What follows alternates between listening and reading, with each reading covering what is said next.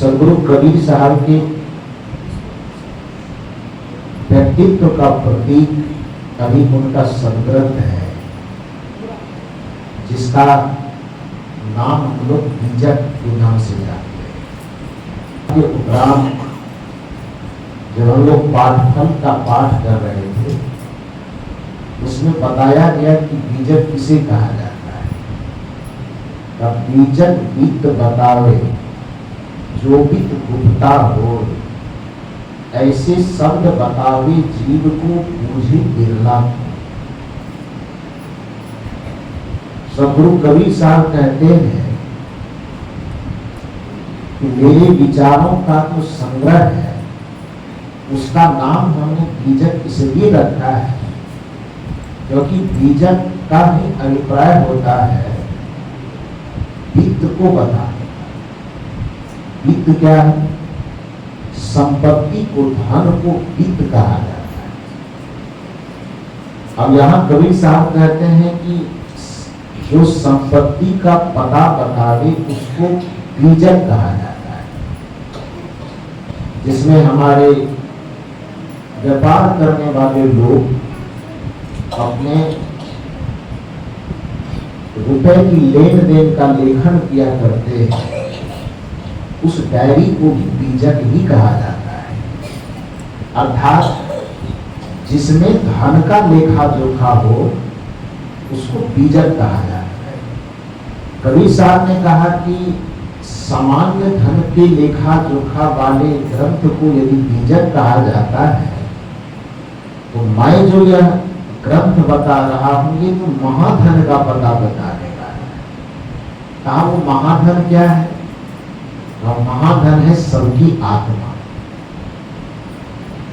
सामान्य धन का, भौतिक धन का पता बताने वाला यदि बीजक कहला सकता है, तो आत्मधन का पता बताने वाला जो शब्द होगा उसका नाम बीजक क्यों नहीं हो सकता है? मनुष्य पदार्थों के संग्रह में इतना अपने मन को आसक्त कर दिया है कि केवल सोना, चांदी, हीरा, जवाहरात, रुपया, पैसा को ही वह धन समझता है।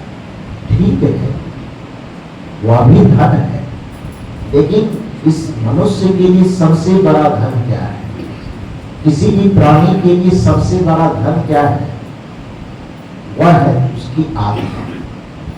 यदि आत्मा न रहे व्यक्ति के पास, तो फिर संसार की कोई भी उपलब्धि कौन काम देगा? ये मकान हमारा है, कब तक है? जब तक इस शरीर के अंदर आत्मा है। किसी पति के कोई पत्नी है, कब तक है? जब तक उसके अंदर आत्मा है।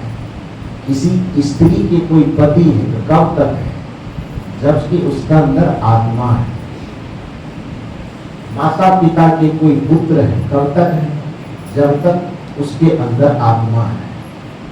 और पुत्र के कोई माता पिता है, तो कब तक है? जब तक उसके अंदर आत्मा है। कोई गुरु है तो कब तक है? जब तक उसके अंदर आत्मा है। कोई शिष्य है तो कब तक है? जब तक उसके अंदर आत्मा है। अर्थात संसार में एक मनुष्य का कोई भी अस्तित्व हो, किसी भी संबंध का अस्तित्व हो, तो जब तक आत्मा है तभी तक संबंध है, तभी तक हमारे आपके लिए संसार है। आत्मा निकल है, कौन संबंध है? तो कौन किसका बेटा, कौन किसका बाप, कौन किसका पति, कौन किसके पति, कौन किसका गुरु, कौन किसका शिष्य, कोई संबंध रह जाएगा? तुरंत एकदम उठा करके गंगा किनारे ले जाएगा, जला उला करके बात खत्म। 13 दिन में पूरी दुनिया झाड़ लेगा, मामला खत्म हो गया। विचारक ने बड़ा सुंदर कहा है कि दुनिया की मोहब्बत का बस दस्तूर है इतना, जो मरने पर छाती पीट के रोते हैं वही 13 दिन के अंदर नरम नरम पूरी और गरम गरम जिलेबी मांगता है। मांगता है तो मांगता है। संसार की स्थिति यही है। इस संसार के सारे ऐश्वर्य अपने जगह ठीक है, लेकिन उन ऐश्वर्यों का अस्तित्व आत्मधन के ऊपर टिका हुआ है। आत्मधन गायब तो बाकी सब धन है। आत्मधन गायब, इधर का रिश्ता गायब, संबंध गायब, पति पत्नी गायब, गुरु शिष्य गायब, कुछ भी नहीं रहेगा। तो जिस अस्तित्व पर ही सब चीज का अस्तित्व टिका हुआ है, उस अस्तित्व को, उस परम अस्तित्व को, उस परम चेतन को धन न कहा जाए तो क्या कहा? उसी महाधन के ऊपर में संसार के इस भौतिकीय धन का आधार टिका हुआ है।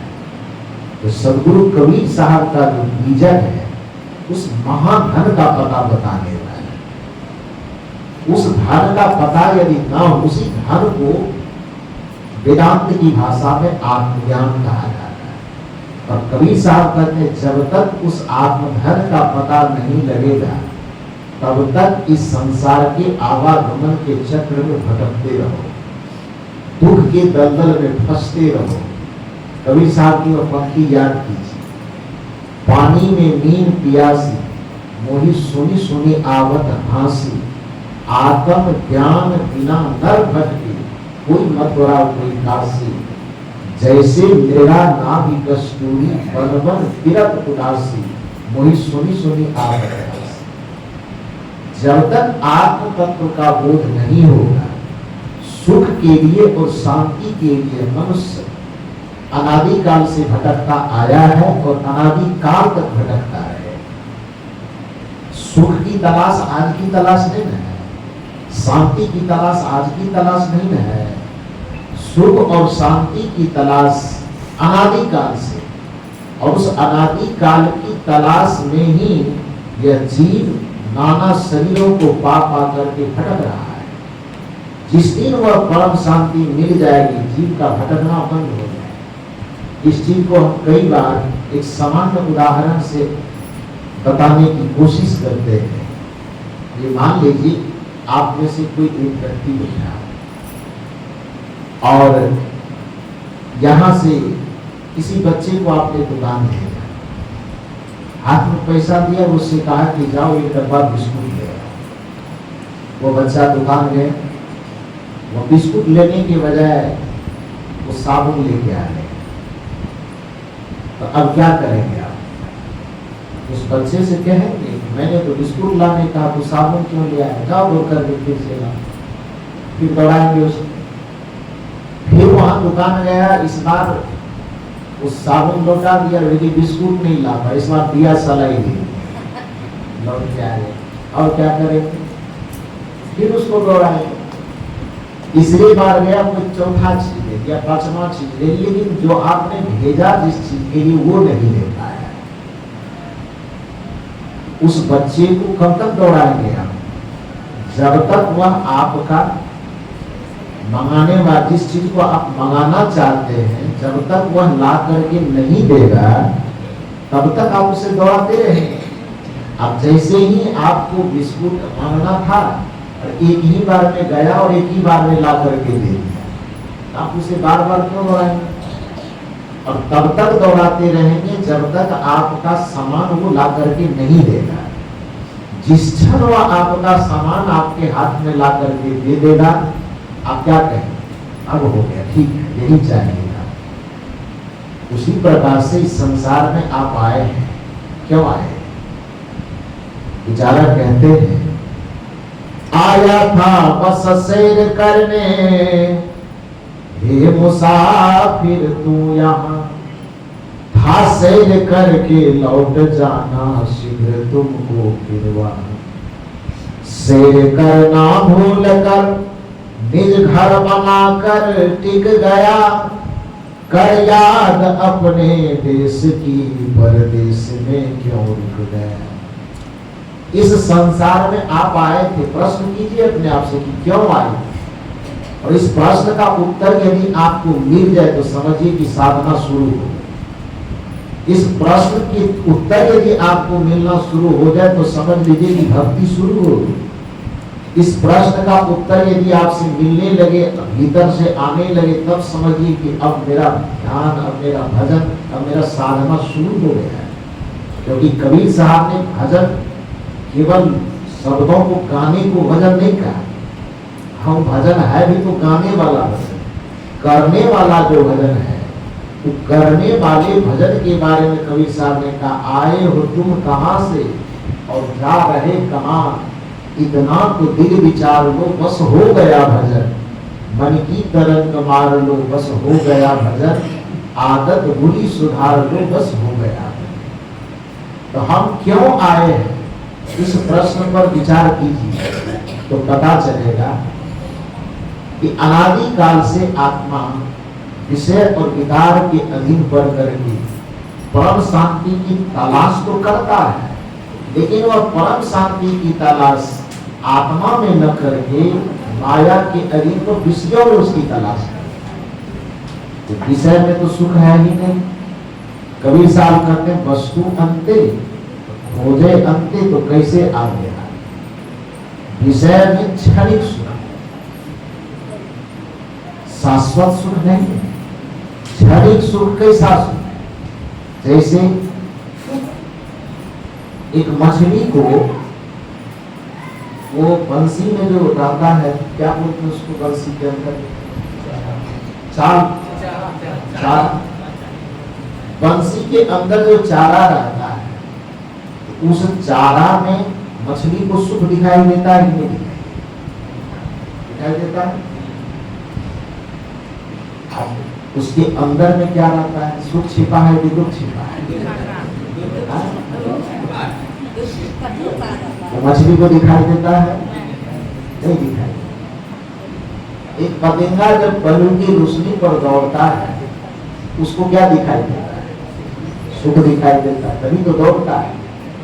जब दौड़ करके वहां पहुंचता है नजदीक में, तब उसको क्या दिखाई देता है? वहां दुख देता है, देता ही नहीं। हमारा जब रस फूल के अंदर डूब करके रस लेता है, तो उसको क्या दिखाई देता है? सुख दिखाई देता है। लेकिन शाम होते होते जब फूल की पंखुड़ियां बंद हो जाती है, तो उससे उसको क्या मिलता है? दुख मिलता है। तो सुख दिखाई दे करके जो दुख के गड्ढे में धकेल दे, उसी को विषय कहा जाता है। विषय नाम 3 शब्दों से बना, महर्षि का प्रधान स्व और यो। शब्द क्या बन गया? विषय। उसमें 3 शब्द में एक शब्द जो यो है वह सुख बोधक है। वो शब्द जो विष है, तो विष का मतलब क्या होता है? जहर होता है। तो जैसे ऊपर ऊपर दिखने वाला थोड़ा सा सुख दिखा करके भयंकर दुख में जा करके धकेल दे, उसी को विषय कहा जाता है। अभी परसों मेरा कार्यक्रम सहरसा में था, संत मत का कार्यक्रम था। उसमें अरविंद बाबा होकर महुआ बाजार के हैं, बड़े वरिष्ठ संत हैं, वो पधारे। मेरा भी कार्यक्रम अचानक लिया, तो मैं तो दे नहीं रहा, क्योंकि जिस समय कार्यक्रम बना था मैं लखनऊ में, मायावती जी के क्षेत्र में, वहां पर काफी अच्छा कार्यक्रम रहा। उत्तर प्रदेश की राजधानी पहली बार गया था। उत्तर प्रदेश मुझे पूरा घूम घूम करके देखने का मौका मिला। तो भूल भुलैया में गए तो खो गए, हमारा आनंद हाथ पकड़ के खींच रहा। गुरु जी भटक मर जाएंगे। सचमुच में नाम तो बहुत दिन से सुने थे भूल भुलैया का, लेकिन जब गए तो वाकई में कारीगर कैसा कमाल रहा होगा। हमको लगता है कि 10,000 रास्ते से कम नहीं होगा। एक में घुस जाएगा आदमी को, लगता है पूरी जिंदगी गुजर जाए, वो निकल नहीं पाएगा। नाम ही है भूल भुलैया। तो वो गाइड होता है वहां, जानता है, वही निकाल सकता है। अपने से निकलना बड़ा मुश्किल। हम एक बार बुद्धिमानी थोड़ा सा लगाए, देख के जाते हैं, इधर से घुसेंगे तो निकल जाए, लेकिन नहीं दिख पाए। पूछना पड़ा, ये हफ्ते से दिखे तब पता है। तो वहां घूम रहे थे, फोन गया था कि ऐसी बात कार्यक्रम बन रहा है। तो आयोजक से तो हम लोग नहीं ही माने, तो अरविंद बाबा से फोन करवाया गया है। उसका हम बहुत इज्जत करते हैं, बड़े अच्छे संत हैं। तो जब वो उनकी तरफ से फोन गया तो मैं कहा कि ठीक है। तो लखनऊ कार्यक्रम करते हुए पटना में कार्यक्रम किया और पटना से मुझे आश्रम आना था, तो आश्रम न आकर के मैं सहरसा गया। तो परसों वहाँ कार्यक्रम संपन्न हुआ है। तो वहाँ कार्यक्रम जब हो रहा था तो अरविंद बाबा एक बड़ा सुंदर प्रवचन कर रहे थे। तो क्या बता रहे थे? अपने बचपन की घटना बता रहे थे। वो घटना क्या था? कहा कि मेरी दादी, अपनी दादी की कहानी बता। मेरी दादी एक बकरा पाल के रखी। मेरी दादी उनकी दादी, वो बता रहे थे कि दादी एक बकरा पाल के रखी। तो बड़ा बकरा, दादी भी बड़ा बड़ा बकरा। घर में कोई खाना पीना कुछ भी भोजन बने तो पहला भोजन उस बकरे को खिलाया जाता है। कुछ मिठाई हो, काजू हो, किशमिश हो, उसको खिलाया जाता है। बकरा फूल के एकदम मस्त, वाह इस घर में मेरा स्वागत सबसे ज्यादा हो रहा है। संयोग से बाबा बता रहे थे कि बच्चा होगा उस समय को, बोला संयोग से ऐसा हुआ कि एक दिन मेरा पैर उस बकरा में लग गया। तो दादी कहे राम राम कि दुर्गा माई के बकरा में तू पैर मार दी। चलो बकरा से माफी मांगो। तो माफी हम नहीं, उन्होंने कहा कि हम माफी नहीं मांग रहे थे। तो जबरदस्ती हाथ जोड़वा करके माफी मंगवाया। तो बकरा के सामने हम हाथ जोड़ करके, हे दुर्गा माई के बकरा, अनजाने में पैर लग गया, क्षमा कीजिए। बकरा देख रहा है कि मेरे सामने हाथ जोड़ा हुआ है। बकरा एकदम फूल के फुलौड़ी हो रहा है। 2 साल, 4 साल, 5 साल खूब खिलाया गया, खूब उसकी पूजा की गई, खूब आदर सत्कार किया गया। तो 4-5 साल खाने के बाद जब विष्णु दुर्गा पूजा आया, दुर्गा पूजा वो उन्होंने बताया सर पहली में ही वहां पर पड़ जाता है, इसे बताया जो भी हो नियम होगा कुछ होगा। तो उस तरह से जब आया उस रोज उस पकवा को 5 साल उसको खिलाया पिलाया गया, खूब बढ़िया से साबुन लगा लगा के खावा। 5 आदमी मिल करके बकरा सोच रहा हो इसके सामने तो इंद्रासन खेल है। और फूल का माला पहनाया गया, एकदम सुगंध छिड़का गया। बकरा सोच रहा है बात गजब, इतना स्वागत क्यों हो रहा है। 5 आदमी ढोल के भी पीछे से बजाते हुए उसको मंदिर की तरफ ले जा रहा है। माला पहने पूरा इतराते हुए बकरा सबके बीच में जा रहा है। जब मंदिर के पास पहुंचा तो कुल्हाइश करने के लिए उसको आगे ले जाया गया। थोड़ा सा फूल अच्छा छीटा, तब बकरा को लगा कि कुछ होने वाला है, कुछ गड़बड़ होगा। बस बकरा इधर उधर देखने लगा, जरा सा इधर उधर झांकने लगा तो तब 4-5 वाले भाग करके कहाँ गए। 4-5 आदमी पकड़ करके उस लकड़ी का जो सांकल बना होता है उसके अंदर जब दबोच करके उसके गर्दन को डाला, तो बाबा अपनी भाषा में बता रहे थे कि तब बकरा को समझ में आया कि 5 साल से हमारा स्वागत क्यों हो रहा है।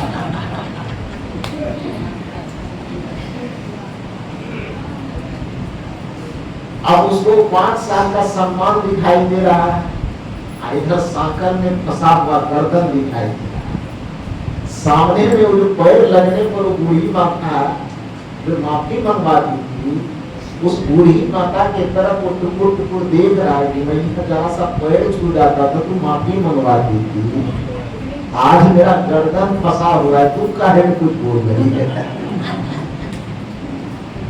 सारा खेत में बुढ़िया भैया का ही था।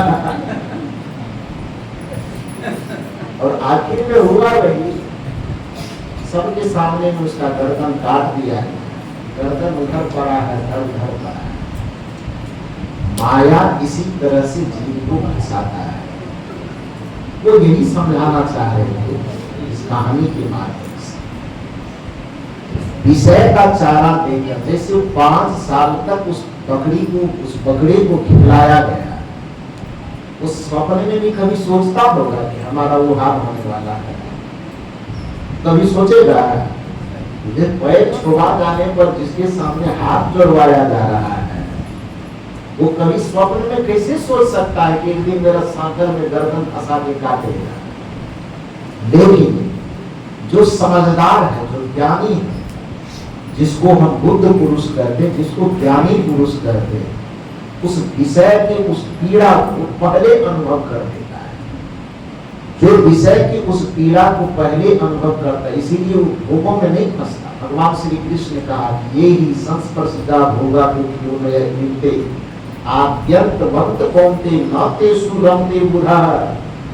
बुद्ध जन माने बुद्धिमान व्यक्ति आदि से अंत तक उस विषयों में इसीलिए नहीं रमते हैं क्योंकि उसको मक्खन मेवा मिश्री में उस सांकर दिखाई देता है, उसको उस चाल के अंदर की वो बंसी दिखाई देती है कि ऊपर ऊपर चाल है, भीतर में क्या है? बंसी है। उसको दिखाई देता है कि ऊपर ऊपर में फूल माला पहनाया जा रहा है, अब भीतर में रहस्य क्या छिपा है कि 5 साल के बाद क्या होगा? गर्दन काटा है। तो जो उसको नहीं परखता है उसी को संसारी, उसी को भोगी कहा जाता है। अब जो उस स्वागत माला के पीछे का सांकर देख लेता है उसी को ज्ञानी कहा जाता है, उसी को योगी कहा जाता है, उसी को साधु कहा जाता है, उसी को सन्यासी कहा जाता है। आत्मज्ञान के पथ में बढ़ने वाले लोगों को विषय के अंदर छिपे हुए उस भयंकर दुख को देखना होगा, समझना होगा। और वो समझ कहाँ पैदा होगा? दारू वाले के समय वो समझ कहाँ पैदा होगी? गांजा भांग वाले के समय वो समझ जब भी पैदा होगी तो संतों के समय, वो समझ जब भी पैदा होगी तो किसी ज्ञानी के समय, वो समझ जब भी पैदा होगी तो किसी विवेकवान के समय। विवेकवान के संपर्क में आप आएंगे तो चाहे आप गृहस्थी जीवन जिए, चाहे विरक्ति जीवन जिए, योगमय जीवन जीने का आपको रास्ता बता है। क्योंकि गृहस्थ जीवन भी एक मर्यादित जीवन है, उसको भी यदि मर्यादा के साथ जिया जाए तो कुछ लोग हालांकि गृहस्थी को माया कहता है, नकारा नहीं जा सकता, लेकिन उस गृहस्थी जीवन को भी योग की भूमिका बनाई जा सकती है। कबीर साहब इसीलिए कहते हैं संतो सो सद्गुरु मोहि भावे, जो भोग में योग सिखावे संतो सो सद्गुरु मोहि भावे। इसी को ऋग्वेद में कहा गया कि तेन तत्तेन भुंजित था मां वृद्ध कस्य स्विद्धनम। संसार में भी यदि आप जी रहे हो, भोग में भी यदि आप जी रहे हो तो भोगो जरूर, लेकिन त्याग पूर्वक भोग करो। अब एक सवाल आता है, त्याग एक अलग मामला है, भोग एक अलग मामला है, लेकिन भोग भी क्या त्याग पूर्वक भोगा जा सकता है? हाँ, भोगा जा सकता है। जैसे एक बात बताओ, मान लीजिए कि आप सब्जी बनाते हैं, दाल बनाते हैं, तो सब्जी और दाल आप नमक डालते हैं, किसके डालते हैं? स्वाद के लिए।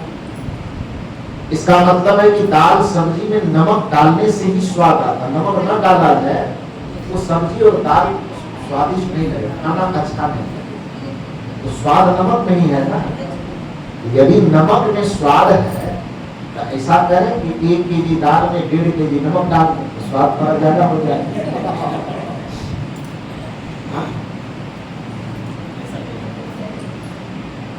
स्वाद नमक में ही है, अथवा स्वाद तेल में, पानी में सब्जी बनाए रखते, खाने में किसी को अच्छा नहीं लगेगा, तेल में सब्जी बनाई जाती है। ऐसा किया जाए कि पानी दिया ही तो तेल में ही एकदम पूरा तेल ही डाल दिया जाए पानी के बदले, तब सब्जी कैसा लगेगा? नमक ही 1 केजी नमक में 5 केजी, 1 केजी सब्जी में 5 केजी नमक डाल दिया जाए तब कैसा लगेगा? बेकार लगेगा, खाने में अच्छा नहीं। वस्तुतः नमक में स्वाद है, तो इसका ये अर्थ नहीं है कि सामग्री से ज्यादा ही नमक डालें। इसका ये अर्थ है, यदि आप भोज्य सामग्री को स्वादिष्ट बनाना चाहते हैं तो नमक की मात्रा तो आपको जाननी होगी कि कितना डालना है, कितना नहीं डालना है। ये जान लेना कि नमक की मात्रा क्या होनी चाहिए, जैसे आपको पाक कला में निपुण बनाता है, उसी तरह से यदि आप गृहस्थी मर्यादा में जीते भी हैं तो आप यह तो समझ लीजिए कि हम अपने जीवन में भोग का कितना तड़का लगा रहे हैं, कितना भोग भोगे, कितना विषय में अपने मन को उलझावे कि वह एक स्वाद पैदा कर सके जिंदगी में, वह स्वाद को पैदा करने की वजह स्वाद को खराब न करे। इसलिए विचारक का देखना बुरी बात नहीं, देखना यदि एक भोग है ही, क्योंकि ये माया क्या दिखाता है, माया को ही तो दिखा रहा है। संसार माया का मतलब केवल स्त्री या पुरुष नहीं होता है, माया का